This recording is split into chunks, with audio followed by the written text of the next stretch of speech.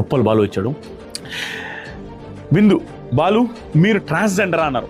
ఇది కాంట్రవర్షియలే, but okay. ఇది అడిగితే అతను ఏం రియాక్ట్ అవుతారని చెప్పారు. ఇది పెద్ద ఏం లేదు, కాదు మేడం అని చెప్పాడు నవదీప్ గారు. కానీ అలా యాక్ట్ చేశాడు అనగానే ఇది కూడా వెటకారంగానే అన్నాడు. దానికి సార్ బాలు సార్ చేశాను సార్, డబ్బుల కోసం చేశాను సార్ అనగానే మీరే చెప్పారు కదా డబ్బుల కోసం వల్గర్గా వెళ్ళి వీడియోస్ చేశాననేసి చేశారు వల్గర్గా, అది ఓకేలే డబ్బుల కోసం చేశారు, ఇది కూడా వెటకారమే. తర్వాత బాలు సార్ నా ఫ్యామిలీ కోసం నేను తినడం కోసం చేశాను సార్, ఇది కూడా నీట్గానే చెప్తున్నాడు. తర్వాత నవదీప్ ఇదంతా ఓకే. అగ్ని పరీక్ష లాస్ట్ టైం చూసారా, ఇది చాలా ఓవర్ నవదీప్ గారు, చాలా ఓవర్. మీరు ఎందుకు అన్నారో ఎలా అన్నారో ఇంటెన్షనల్గా అన్నారో ఇట్స్ వెరీ బ్యాడ్.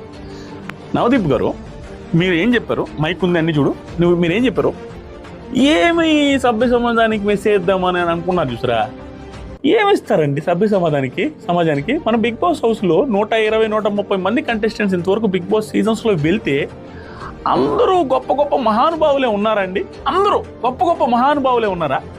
అంటే క్రింజ్ వీడియోస్ అంటే సిల్లీ వీడియోస్ చేసిన వాళ్ళకి స్థాయి చాలా చిన్నదండి. అదం స్థాయిలో ఉండే అంత గొప్ప మనుషులు మనం లోపలికి పంపించామా? Bigg Boss is nothing but a society. మంచోడు చెడ్డోడు, సిల్లీ వీడియోస్ చేసేవాడు, క్రింజ్ వీడియోస్ చేసేవాడు, పోస్ట్ వీడియోస్ చేసేవాడు, డైరెక్టర్, ప్రొడ్యూసరు, సినిమా హీరోలు, హీరోయిన్లు, ఆ లేడీస్లో కూడా బిహేవియర్ డిఫరెంట్గా ఉండేవాళ్ళు. అబ్బాయిల్లో ఒకేసారి 2 అమ్మాయిలు లైనేసేవాడు, 1 అమ్మాయిని లైనేసేవాడు, అమాయకుడు, బాడీ బిల్డరు, రకరకాల మనుషులు ఉంటారు, మంచి చెడు అన్నీ ఉండే society. It is Bigg Boss is nothing but a mini society.